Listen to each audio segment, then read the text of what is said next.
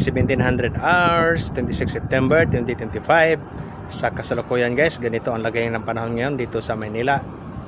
Dito kami ngayon sa CCP Pasay. Guys. So ngayon, kahit na signal ng birto dito, napakaganda ang ng karagatan. Guys, so calm si situation. Very smooth guys.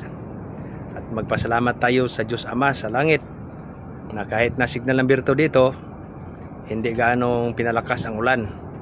May ulan man, pabugso-bugso lang. Kaya malaking pasalamat natin. Kasi ang dinidikitan namin dito guys, sa totoo lang hindi ito pier, artificial pier, kumbaga floating ponton. Kaya nga may lubid kami sa pupa namin, dikit doon sa may tali doon sa breakwater, just in case lalakas ang hangin na northeast dito ang tatama sa amin Hindi kami doon, may depensa kami. Tsaka may angkla din kami guys. Yun, maraming barko na kaangkorahe dahil nga walang biyahe ngayon. Yan guys, daming barko dyan, mga barko yan nakaangkorahe. Ayan, natin, i-close up natin. Nakaangkorahe sila ngayon guys. Yan guys,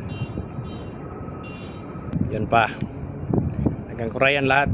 Yun, doon sa Pier 15 South Harbor, wala yung mga barko doon na kadalasan dumadaong, yung mga container, pinaalis yun lahat. Saka doon guys, ang dinanan ng bagyo, yan madilim dyan, yung Mindoro yan, banda, tsaka sa likod ng Bataan. So guys, thank you for watching. Please like and share this video. Bye bye.